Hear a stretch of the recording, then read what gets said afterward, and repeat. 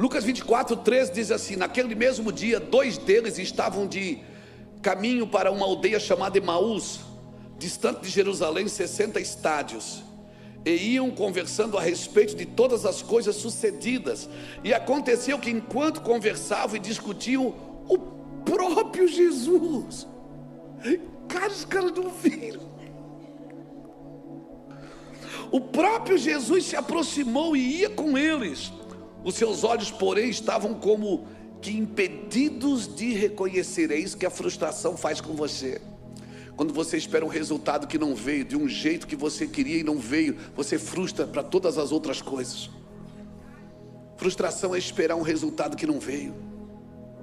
E esses caras aqui estavam frustrados, estavam como impedidos de o reconhecer. Então lhe perguntou Jesus: o que é isso que vos preocupa?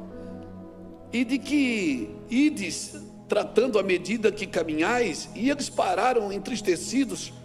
Um, porém, chamado Cleopas, respondeu dizendo: és o único, porventura, tendo estado em Jerusalém, que ignoras as ocorrências desses últimos dias? E Jesus ainda instiga. Jesus diz: qual? Esse Deus não é gente, né? Ele lhe perguntou: quais? Em outras palavras, ele está perguntando: onde é que você estava, que você não viu essas coisas?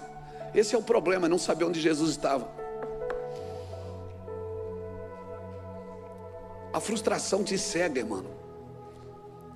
A frustração fecha os seus olhos, porque não é do seu jeito, é do jeito dele. Um homem no Éden, quando abriu os olhos, ficou cego. Enquanto eles estavam cegos, eles viam. Quando eles abriram os olhos, eles ficaram cegos. Porque com Deus é diferente do seu jeito. A primeira revelação que você precisa ter de Deus é que Ele não é gente, Ele não é homem, Ele não pensa como você. Você tem uma pessoa, um jeito de pensar. Deus não pensa assim. Aquelas pessoas que você odeia, essa que você pensou nela agora, Deus ama elas. Deus não tem problema com elas, quem tem é você. Deus não tem problema. Quem tem problema com essas pessoas é você. Deus queria que você salvasse elas, mas você está de mal. Você ficou de mal. Era para você ajudá-las, mas você ficou de mal. Então Deus não tem problema, irmãos. Na realidade, Deus não tem problema com o pecador, com o pecado. Pecado Deus perdoa. Deus tem problema com o engano,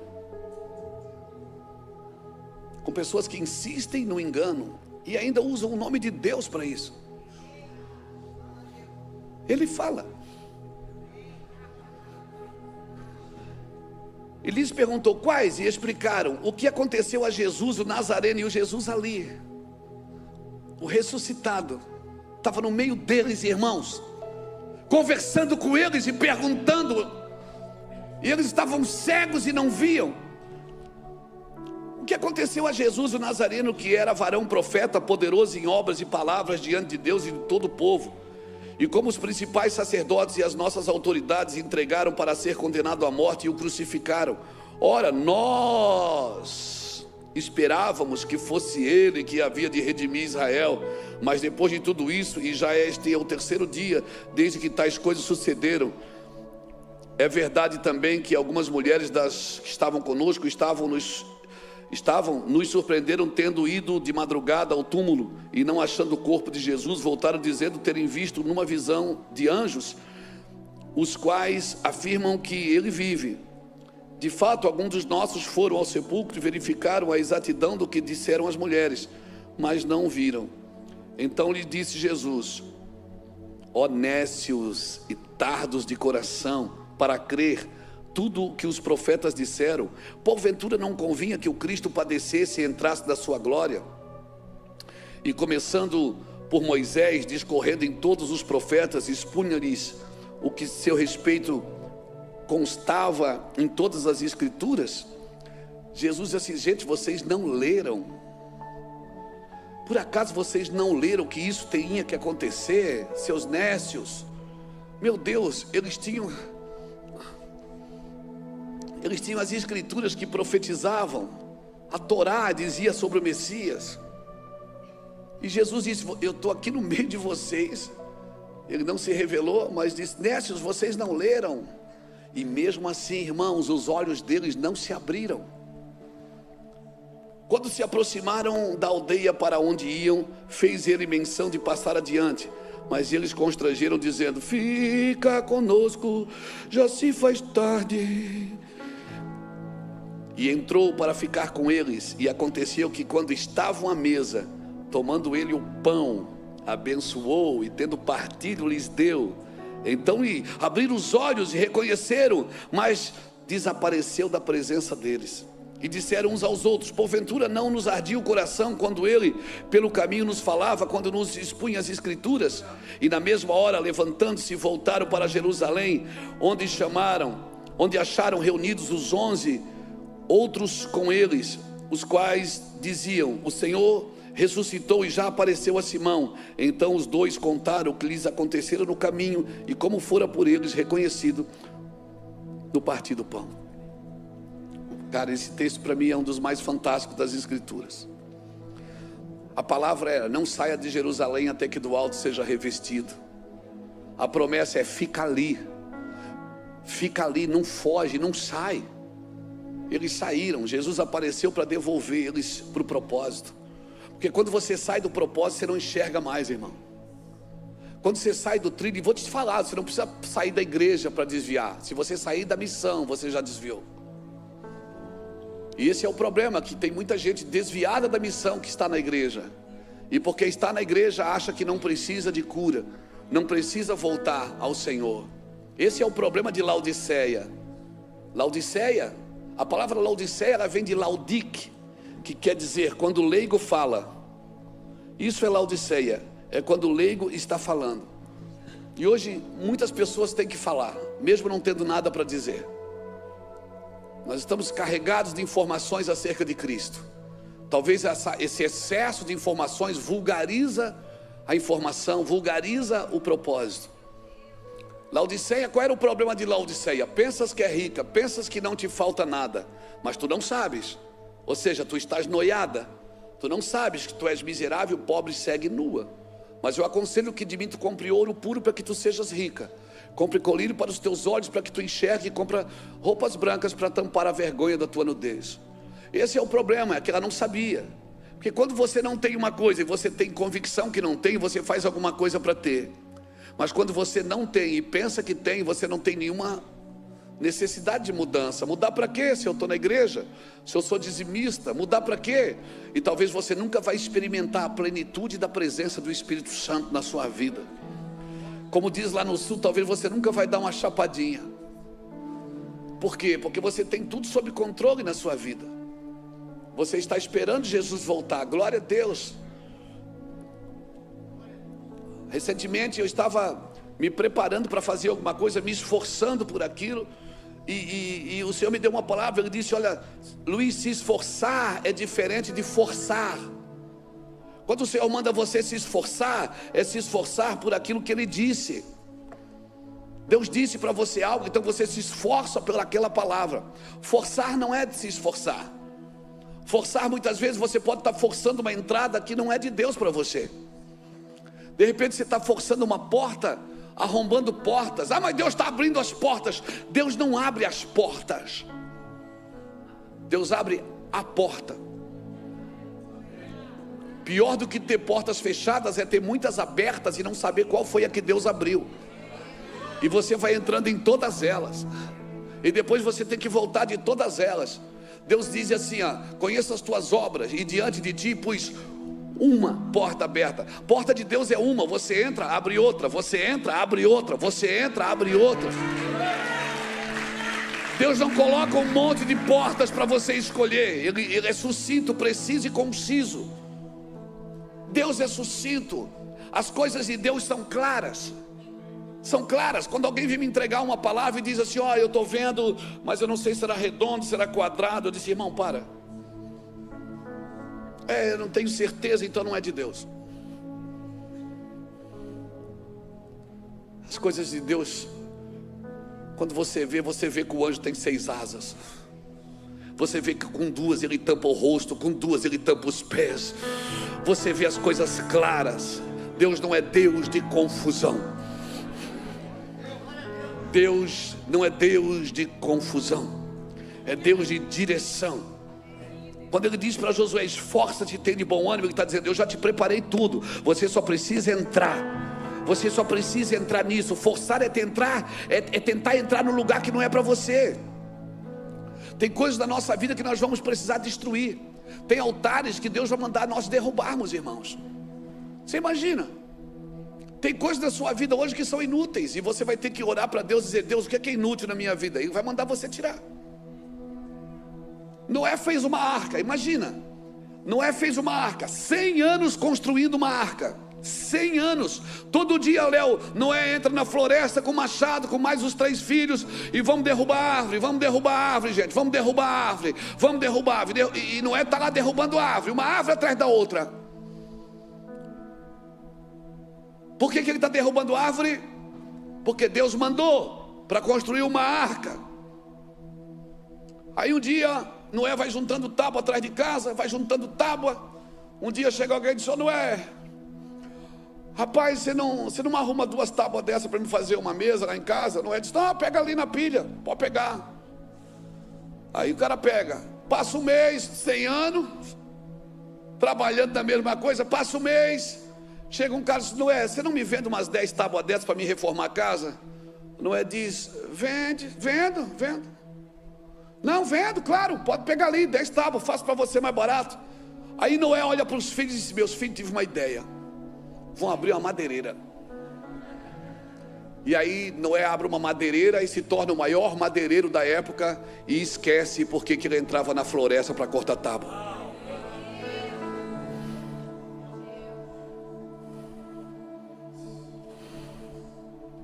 Pegou? Eu posso fazer tudo, eu posso prosperar, eu posso enriquecer, e eu estou indo lá, eu estou chegando lá, viu, Léo? Não paguei o terreno ainda, mas vou chegar lá. Eu posso crescer, eu posso prosperar, e eu vou prosperar, você vai prosperar, porque essa é a ideia de Deus para você. Mas eu não posso esquecer porque que eu entro na floresta para cortar tábua. Eu não posso esquecer por que Deus me tira de casa todo dia. Eu não posso esquecer por que eu vendo um livro. Eu não posso esquecer por que eu pego um avião. Eu não posso esquecer que eu sou casado. Eu não posso esquecer que eu tenho filhos. Eu não posso esquecer que eu tenho um ministério. Eu não posso esquecer que o meu coração está queimado por Ele. Eu não posso esquecer dessas coisas, irmãos, porque daqui a pouco eu também vou estar vendendo tábuas.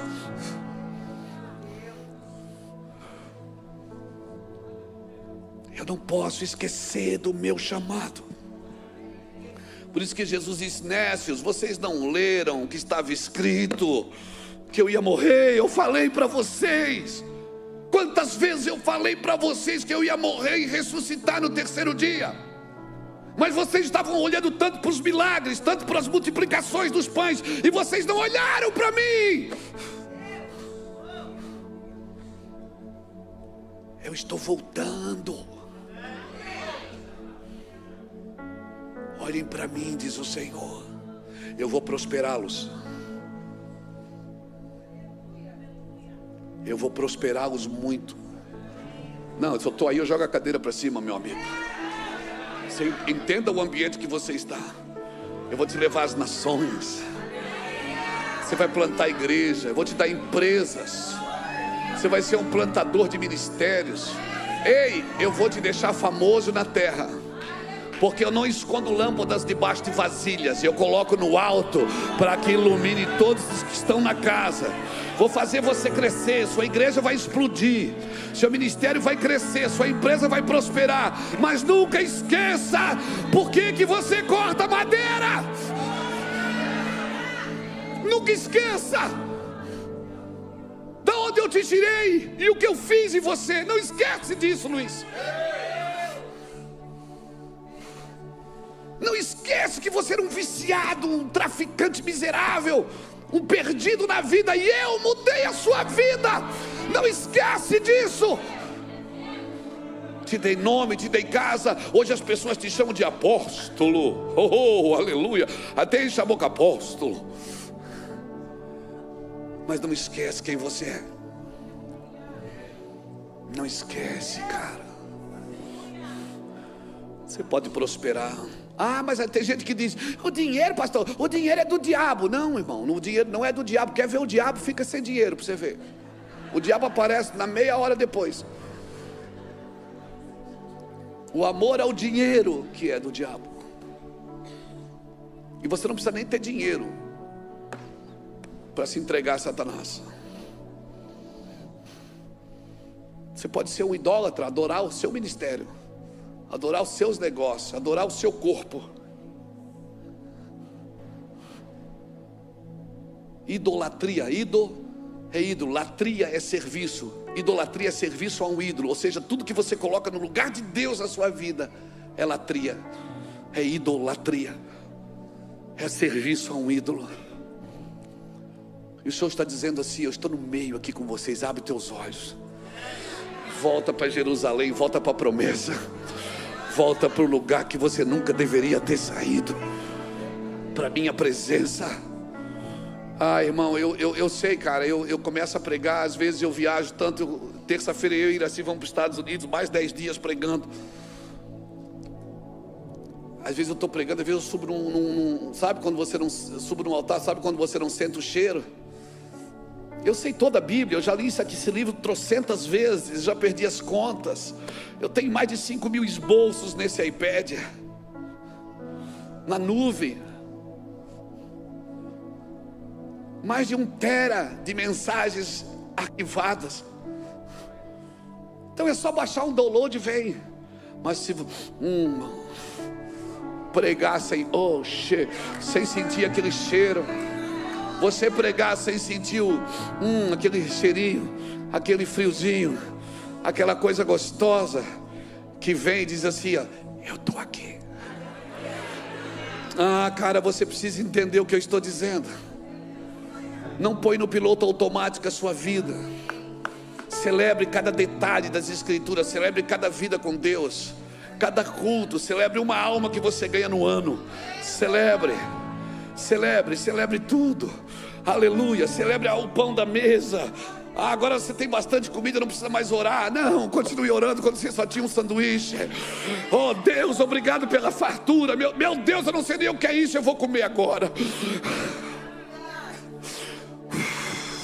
Não deixa a fartura te engolir. Achaste mel, come o que te basta, para que porventura tu não te fartes dele e vomites depois. Aleluia, eu estou no meio de vós. Eu falei o que vai acontecer, está escrito. Você sabe. Aleluia. Muitas coisas você vai ter que destruir, não é? Imagina, 100 anos, cara, fazendo uma obra. Você acorda todo dia de manhã, João, vai para a floresta, derruba uma árvore. 100 anos construindo um barco, que ele não sabia nem o que era barco, por causa de uma chuva, que ele não sabia nem o que era chuva, que nunca choveu na terra, a terra era molhada pelo orvalho. E dilúvio então, nem se fala. E Deus disse: faz um navio. E você não lê nas Escrituras que Deus falou de novo. Deus só falou uma vez, e por 100 anos Deus não falou mais. Ele não ligou para nenhum profeta confirmar. Ele não foi no monte para Deus falar com ele. Cara, eu não estou dizendo que esses lugares são ruins, que você tem que deixar de ir. Eu estou dizendo que você precisa ser convicto. Você está procurando, cada vez que você procura confirmação, você está dizendo: eu ainda não creio. E Deus fica pensando: eu já falei com esse miserável umas 10 vezes, ele não acredita. Se estás sem direção, é porque te falta comunhão. A comunhão não te deixa sem direção. Olha o que diz Salmo 25 e o verso 12: qual é o homem que teme ao Senhor? A este lhe ensinará o caminho que deve escolher. A sua alma repousará na prosperidade, a sua descendência herdará a terra. Verso 14 diz: o segredo do Senhor é para aqueles que o temem. A este eles lhe fará saber a sua aliança. Então não é direção que te falta, é comunhão. A comunhão te dá direção. O problema é que você vai orar e você quer pregar para Deus.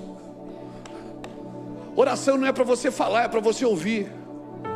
E você está, Deus e meu Pai, Senhor, essa noite, Deus diz, cala a boca, deixa eu falar.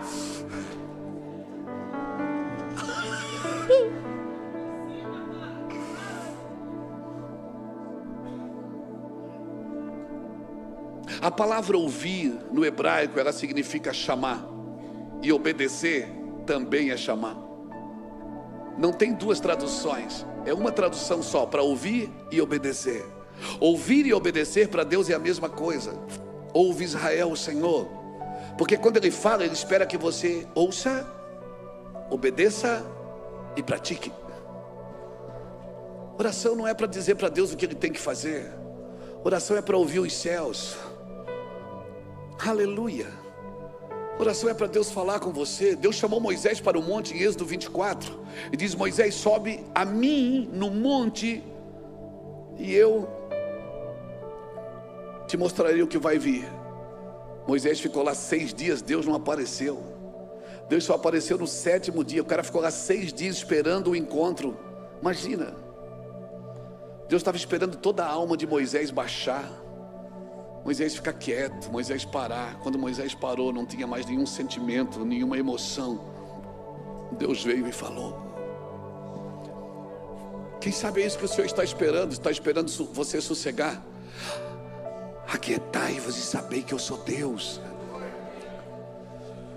Eu serei exaltado entre as nações, eu serei exaltado sobre a terra. Fica quieto, para de falar.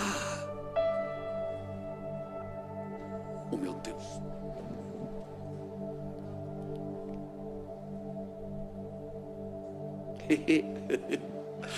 Achei o galão de vinho. Fica quieto, deixa Deus falar, deixa Deus fazer, para de lutar. Aquieta-te e saber que eu sou Deus. Fica quieto, deixa Deus fazer.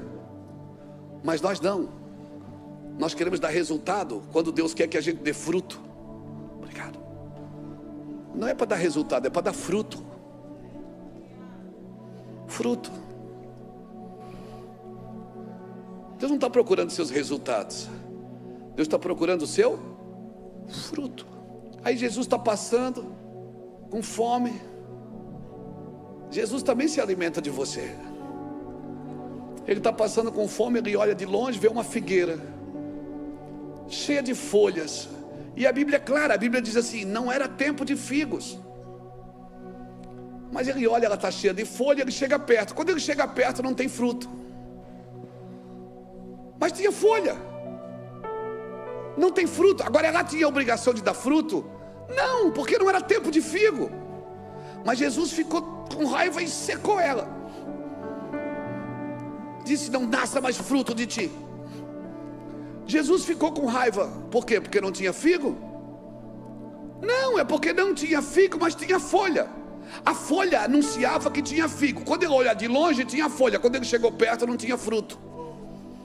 Quantas pessoas você conhece que olhando de longe tem folha, mas chega perto não tem fruto? Você não tem que dar fruto se não está na tua estação. Espera a tua estação. Tá, mas se não estou dando fruto, o que é que eu faço? Celebra alguém que já está dando fruto, para quando você dá fruto, alguém te celebrar também.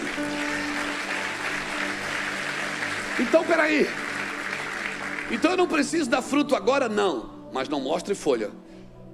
Mostrar folha, mostrar uma coisa que você ainda não tem. Espera ter, vai chegar a sua estação. Quantas vezes eu sentei na frente de pregadores, eu dizia assim, Deus, deixa eu pregar, eu prego muito melhor que isso aí.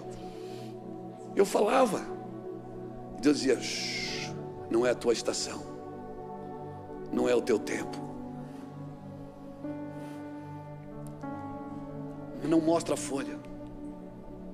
Fala para Jesus, Senhor, eu ainda não tenho fruto. Ele vai dizer, fique tranquilo, filho, você vai dar fruto. Apenas fique grudado aqui na figueira, na videira. Fica grudado em mim, porque você vai frutificar na estação própria. E o seu fruto vai permanecer. E você vai dar fruto na hora certa. Na hora certa você vai dar fruto. Amém? Amém? Amém? Glória a Deus. Charles casou com a minha filha, a Bruna Caroline. Charles já trabalhou comigo na editora, já trabalhou em tantos lugares, já fomos para a África junto. E eu olhava assim, eu dizia assim, cara, não está dando fruto ainda. Mas eu não forçava a barra, esperava. Reuel viajava comigo, eu olhei um dia para trás e disse, Reuel, acho que está na hora de você voar, cara. Reuel está viajando o mundo com a sua esposa. Nós vamos agora para o país de Gales em junho, fazer uma conferência lá onde Evans Robert pregava. Eu olhei para o Charles, Charles, você vai viajar comigo? Eu disse, mas eu não toco teclado. Tô nem aí, mano, vai aprender. Eu só toco violão. Eu disse, eu só toco campainha. E sino. 2 semanas aprendeu 3 notas. Dó, dava dó de ouvir. Mi, misericórdia. E lá para longe do tom. E tá aí, ó, dando fruto, né, bebê? Por quê? Porque quando chega o seu tempo, você não pesca, é o peixe que pula dentro da rede. Você está lá tentando, pescando e não pega nada. Daí Deus diz assim, agora vai lá, porque agora eu estou mandando. Você vai agora debaixo de uma palavra. Espera o seu tempo, você vai chegar no tempo certo. Não fuja do lugar da promessa, não fuja do lugar da promessa. Irmãos, eu nasci em igrejas que o pastor me ofendia, me machucava. Eu nasci em igrejas que nós éramos feridos, machucados. O pastor olhava para mim e dizia, você não sabe fazer nada. Eu baixava a cabeça, ficava quieto, à vontade de... Eu aprendi uma coisa, para não ficar virado, eu falava em línguas. Você que fica irado com a sua esposa, não briga mais com ela, só hora. Isso. Lá em casa é uma festa. Aí assim fala de oh, mulher da vida. Oh, te amo, mas sai daqui agora, aleluia. Pronto, deu tudo certo. Oh, terra.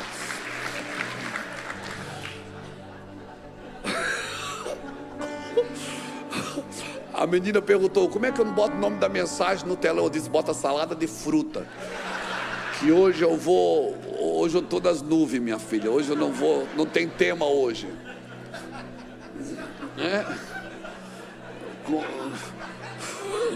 Ela disse, o senhor tem um tema para nós botar na tela? Eu disse, bota lá o tombo do leão dourado, alguma coisa assim. Eu sei lá o que eu ia pregar hoje. Eu só sei que eu cheguei aqui e disse, Jesus, eu estou aqui, agora é o Senhor que faz o que o Senhor quiser. Se prepare para derrubar altares da sua vida. Se prepare, Deus vai chocar você nos próximos dias. Não é passar 100 anos construindo uma arca para usar 1 ano só. 1 ano, Elielson. Ele passou 100 anos fazendo a mesma coisa. Não precisou de confirmação nenhuma. Ninguém precisou ir lá. Ele não fez nenhuma campanha de nada. Ele foi e obedeceu. E os filhos dele, eu fico imaginando que os filhos se pensaram assim, o papai não está bem. Eu fico imaginando que os filhos pensaram, meu Deus, o que é que meu pai está querendo fazer? Barco, o que é um barco, meu pai? Como é que o senhor vai fazer? Ele diz, eu tenho a planta. Mas de onde é que, como é que o senhor fez isso? Não, eu não fiz, foi Deus que me deu a medida. E tem uma coisa interessante na arca de Noé, que Noé construiu, mas não dirigiu, porque ela não tinha leme. Tudo que você faz para Deus, você não dirige, quem dirige é Ele. Você só participa do que Ele está fazendo, do que Ele mandou você fazer. Noé não dirigiu, ele entrou na hora que Deus mandou e saiu na hora que Deus mandou. E depois que ele saiu, eu fico imaginando que Deus olha para ele e diz assim, Noé, pode tacar fogo na arca, acabou meu filho, vencemos. Como assim, acabou? Acabou, meu Noé, acabou. Não, mas eu não vou me desfazer da arca, foi Deus que me deu. Meu filho, taca fogo disso aí. Não, mas Deus que me deu as medidas, foi Deus que me deu. Eu sei que é muito difícil soltar algumas coisas que foi Deus que te deu. Mas até o que Deus te deu só serve para um tempo. Porque Noé, mais importante do que construir a arca é reconstruir o mundo. E agora, Noé, nós vamos reconstruir o mundo. Você não vai mais precisar da arca. Então se prepare para soltar coisas que Deus vai mandar você soltar, para você entrar naquilo que Deus tem para a sua vida. Irmãos, eu trabalhei na igreja, eu pregava segunda, eu pregava na terça da vitória, eu pregava na quarta da unção, na quinta do avivamento, eu pregava todo dia. Eu e Iracira, a gente ia para a igreja tarde, limpava a igreja e pregava de noite. Agora está tudo bem, agora a igreja está crescendo, tem 3 cultos no domingo, gente que vai na rua, porque não vai embora porque não consegue entrar nas 3 reuniões. Agora compramos o terreno, estamos pagando, só estamos esperando o Léo ir lá de novo. E o irmão que quitou o terreno, estamos esperando, estamos lá. O Brasil inteiro vai lá. Sábado eu me reúno com mais de 1.500 pastores, sábado agora, todo primeiro sábado do mês há 20 anos. Agora que está tudo pronto, Deus me tira de casa e me leva para as nações. Agora que eu podia 58 anos, ir assim com 57, a gente pode dar uma descansadinha. Agora Deus diz, não pai, está só começando. Eu digo, Senhor, eu disse, não é, começou a arca com 600 anos, meu filho, descansa, está tudo certo. Diga, agora que está tudo pronto, que as pessoas vão lá, que eu quero estar em casa, que eu tenho uma sala, um escritório, e agora eu tenho. E Deus me tira de casa, porque Deus só te dá aquilo que você estiver disposto a devolver. Deus não te dá nada para você. Na realidade Deus não te dá dinheiro, Ele te confia recursos. Deus te confia recursos, Deus não te dá dinheiro, Deus não te dá fama, Deus te confia lugares, ambientes de autoridade. Ah, Deus está me exaltando. Ô pastor, como Deus está te exaltando, o que é a exaltação de Deus para você? Dar algumas coisas, dar algum dinheiro, deixar famoso, conhecido na internet? Isso não é a bênção de Deus, cara. Bênção de Deus é você entrar num quarto e Ele falar e você dizer, eis-me aqui, Senhor. É no meio da noite você ouvir o seu nome, Luiz. Ah, meu Deus, isso é a bênção de Deus. 8 bilhões de pessoas na terra e você ouve o seu nome. Isso é a bênção de Deus. Trocados algumas coisas. Não, irmãos, toda glória humana é passageira.